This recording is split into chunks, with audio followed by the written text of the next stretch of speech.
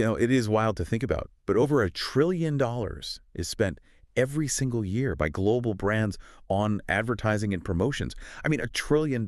Which is just a staggering amount of capital. Right. And the punchline is most of that money is spent trying to reach you, the consumer, while you are actively doing everything in your physical and digital power to ignore it. Yeah, exactly. Like you're paying for premium subscriptions just to skip the ads, or you're installing ad blockers on your browsers. Or, honestly, you're just mentally tuning out the second a commercial break starts. It is an entire economic engine fueled by interruption. It really is. And that creates this massive efficiency vacuum. Brands are pouring oceans of capital into these campaigns, just hoping to capture, even a fraction of a second of your genuine attention. Yeah. Meanwhile, if you look at the complete opposite end of the technological spectrum, we have blockchain. And here is this massive revolutionary system promising total transparency, perfect verification, and fair digital ownership. But nobody uses it. Exactly. For the average consumer, it sits completely untouched. It's viewed as too complicated, deeply intimidating, and honestly, it just carries way too much friction for mainstream daily use. So we have a trillion-dollar industry desperate for real, verifiable engagement, and a revolutionary technology desperate for real, everyday users. Welcome to the deep dive. I'm glad to be here for this one. Yeah, so today we have this massive stack of founding documents, light papers, and market roadmaps from a platform called K2. A really fascinating stack of documents, too. Totally. And our mission today, since this is our very first deep dive into this topic, is to introduce the core concept of K2, explore why it is fundamentally different from anything currently out there, and really uncover why this specific platform is so desperately needed right now. Right. We are looking at sources ranging from, complex economic models all the way down to very specific customer personas. It really shows how K2 plans to merge the ignored advertising industry with Web3 through an entirely brand new category. Well, and to really understand what K2 is building, we first have to isolate the specific failures in both of those worlds. Okay, lay it out for us. Let's look at the brand side first. The legacy tools for driving engagement are basically sweepstakes, loyalty programs, and digital ads. But they're completely failing at their primary objective, which is measuring true engagement. Yeah, because they just can't track it. Exactly. Take traditional lotteries. They generate massive awareness, sure, but there is zero brand participation. It is purely chance-based. I mean, a brand can't build a relationship with a consumer through a scratch-off state lottery ticket. Right. And then you have those corporate sweepstakes, the classic enter your email for a chance to win campaigns. Oh, those are the worst. They really are. As a consumer, those feel like tossing a coin into a black hole. They have incredibly limited transparency.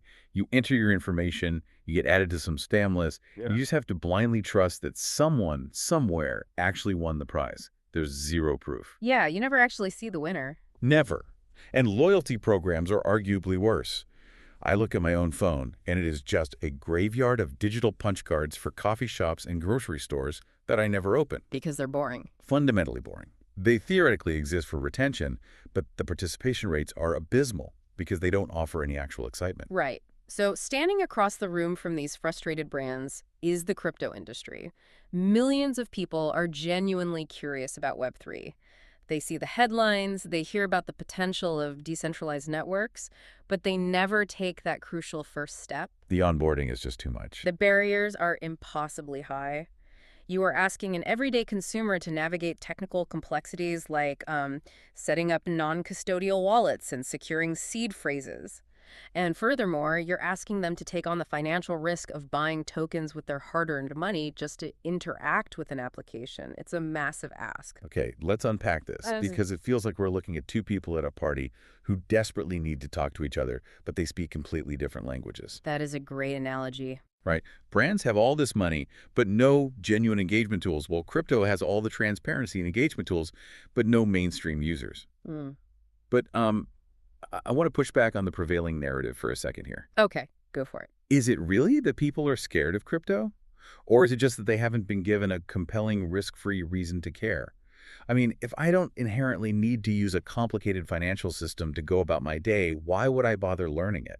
Well, this raises an important question, and that realization is actually the foundational premise of K2. People absolutely want to participate in digital economies, and they definitely want to win high-value rewards. Of course they do. It isn't a lack of desire. It's the steep learning curve and the financial risk that stops them cold. So K2's core philosophy is to completely pivot the onboarding experience. How so? Instead of asking you to read a white paper and learn how a blockchain works first, K2 introduces the technology through experiences you already naturally enjoy and seek out on your phone gameplay and rewards. Which brings us to the solution. And here's where it gets really interesting. K2 didn't just build a new, decentralized application. Their roadmaps outline the creation of an entirely new category they are calling cryptotainment. Cryptotainment. Yeah, it is this deliberate combination of entertainment, gaming, community interaction, brand engagement, and underneath it all, blockchain verification. Right, and the operative mechanism making cryptotainment work is what their light papers describe as a frictionless, zero-loss participation model. Zero loss, meaning I don't have to buy in. Exactly. You do not have to buy crypto to play. You simply create an account, play skill-based games, and compete. And the rewards you are competing for are funded entirely by real brands. You are playing for actual value without putting your own capital at risk. So it's essentially like walking into an arcade where all the machines are free to play.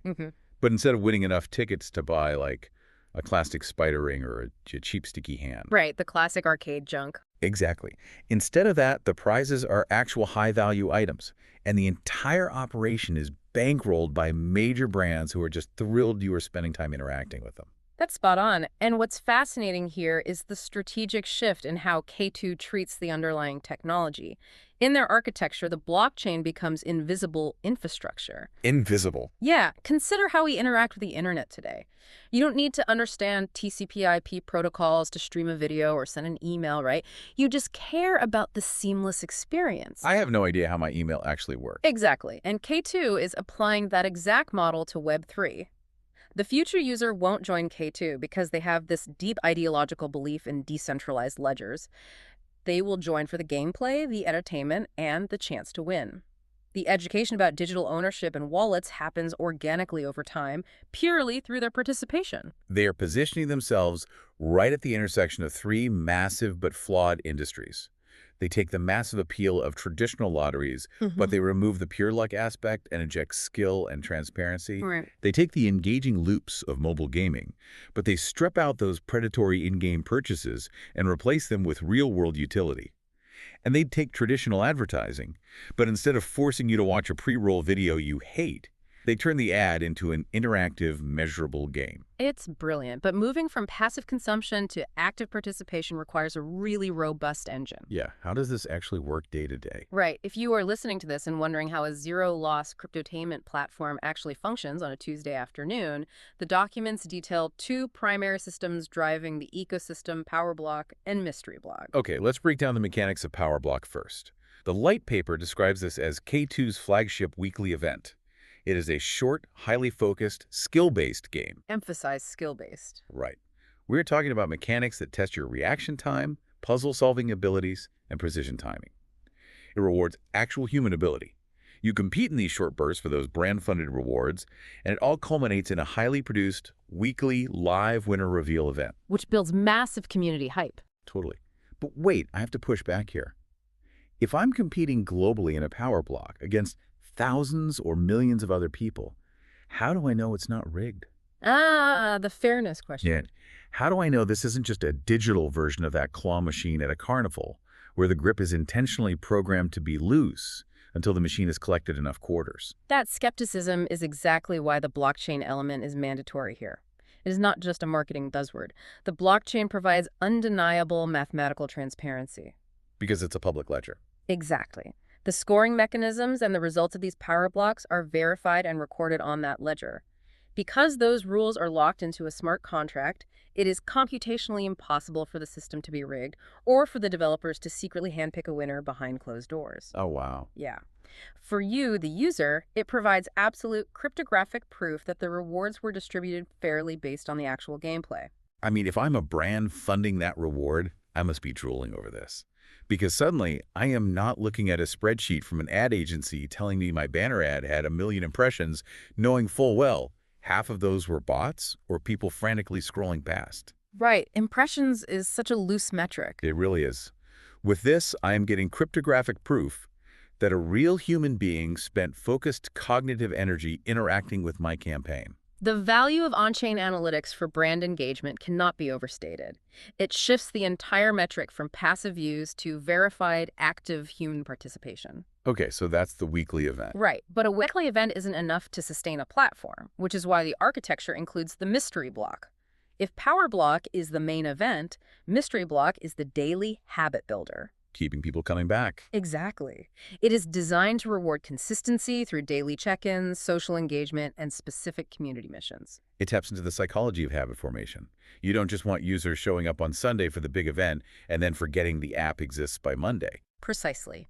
The mystery block creates what K2 calls the power loop. The power loop. Walk us through that. The sequence is play, engage, participate, win, return. It's a continuous behavioral cycle. The community missions keep you engaged with the brand off cycle, the daily check-ins build the habit, and the chance to win brings you back to the power block. That directly addresses the retention cliff, doesn't it? Oh, massively.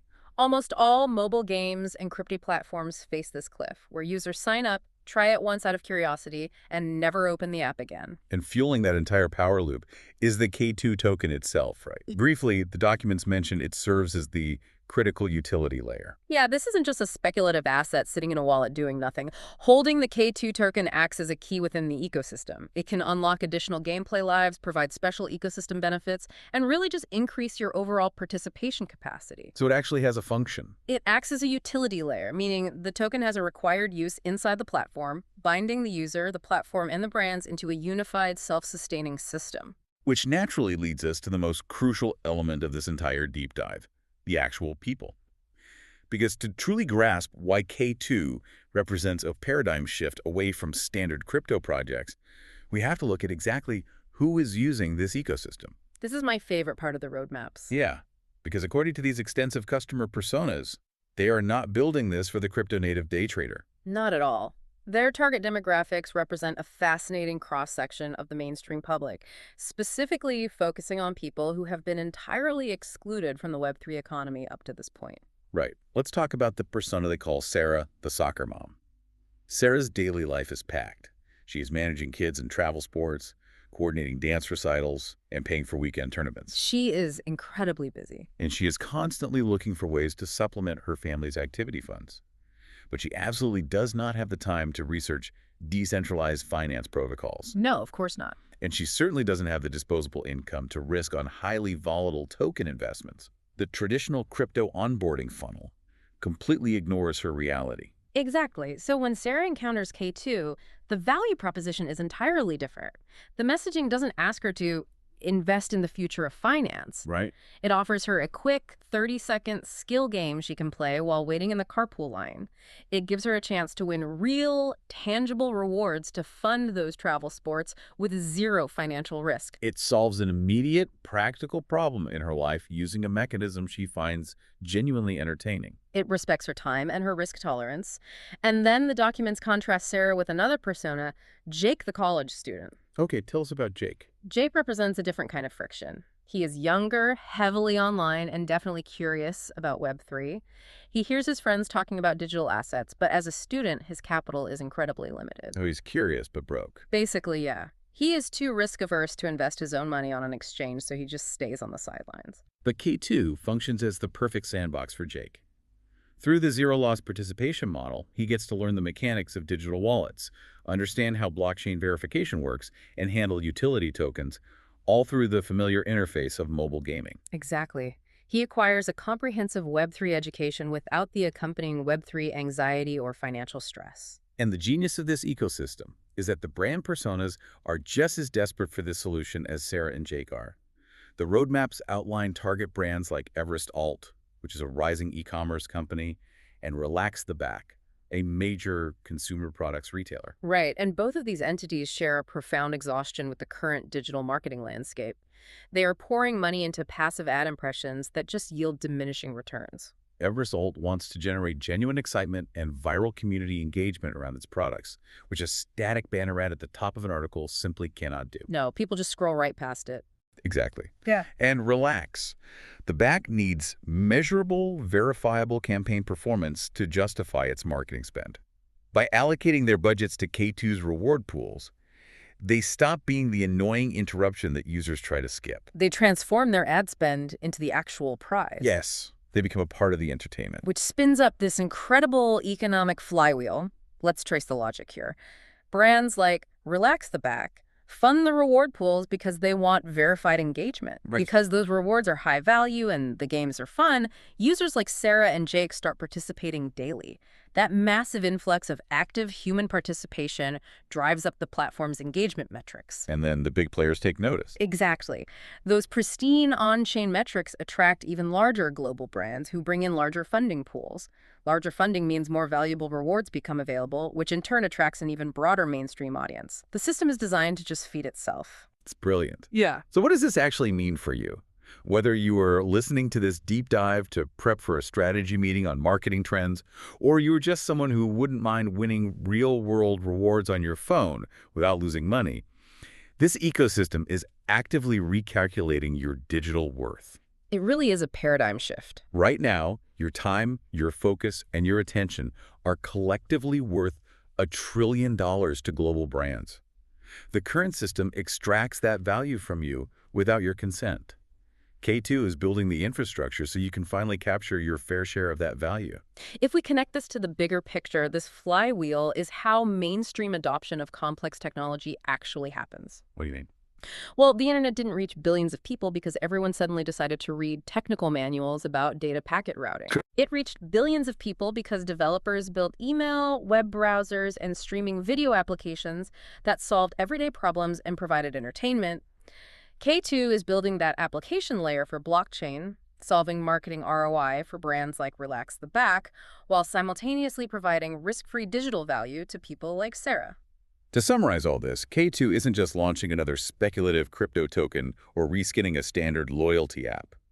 The ambition outlined in these documents is to build the world's largest cryptotainment network. That is the ultimate goal. They are taking the massive friction out of Web3 by cloaking it in a highly entertaining, skill-based, brand-funded gaming loop.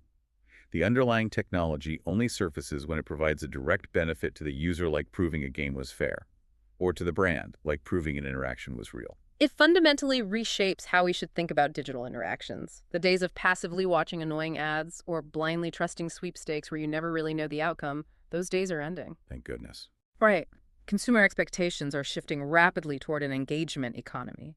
We are moving toward a digital landscape where your time and your attention are recognized as premium assets, and you are rewarded for them transparently. It really is a brilliantly elegant solution to two massively inefficient markets. Yeah. And it leaves me with one final thought, something I want you to mull over long after this deep dive ends. Oh, I love these. Let's hear it. If a technology as notoriously complicated, intimidating, and misunderstood as blockchain can become completely invisible, just a quiet, transparent engine running behind a fun 30-second game on your phone, what other complex, intimidating technologies in our lives are just waiting for an entertainment makeover to finally go mainstream?